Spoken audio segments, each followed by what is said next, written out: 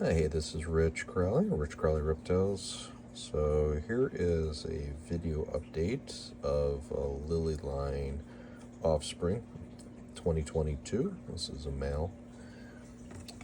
Kind of give a video of how this little fellow is.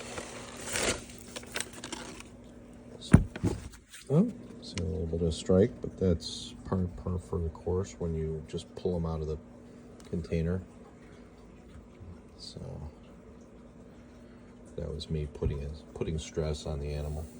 So now look at how he's not happy. But if you also notice, he's focusing in the camera and not necessarily on the hand that's holding him, which is kind of interesting. For blood pythons, they typically will fixate on a separate target. That's the reason why we encourage using a snake hook.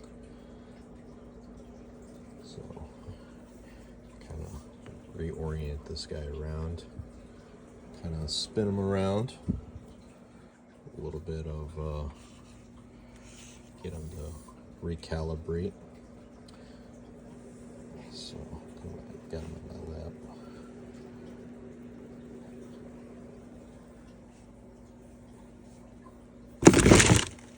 And flail. So definitely one that needs work. But I did this intentionally. One, because of a customer request. Also, kind of give people a little bit of a idea of like how some of them can be. Okay, you know, this one flipped back in his cage. I'll let it settle down and then repeat. You know, over a course of 2 to 3 weeks. Not every day. Give it time to sort of realize that the interaction was positive. You notice I avoided doing things like letting it go and inadvertently dropping it. And you'll see how it's just sitting there fixated on me right now.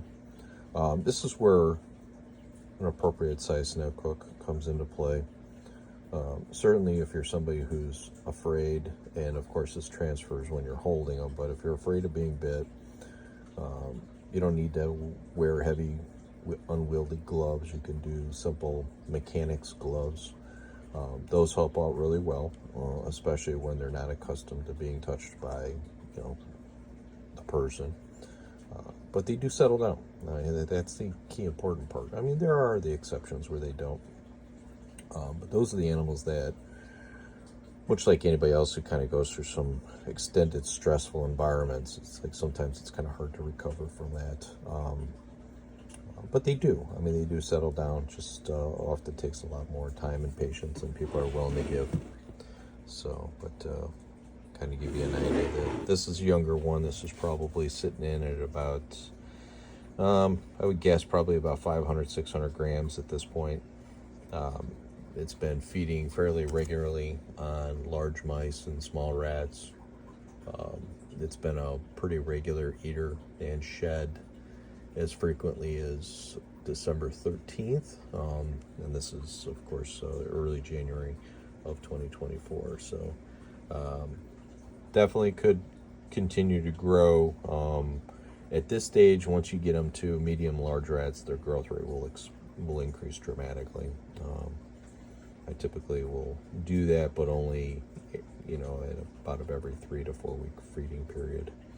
So, but hope this helps for other future owners looking at animals, for either short tails or the blood pythons. Blood pythons tend to be a little bit more high strung, but Borneos can, in the Sumatran blacks, can also be just as wiry in the early stages of after hatching and stuff.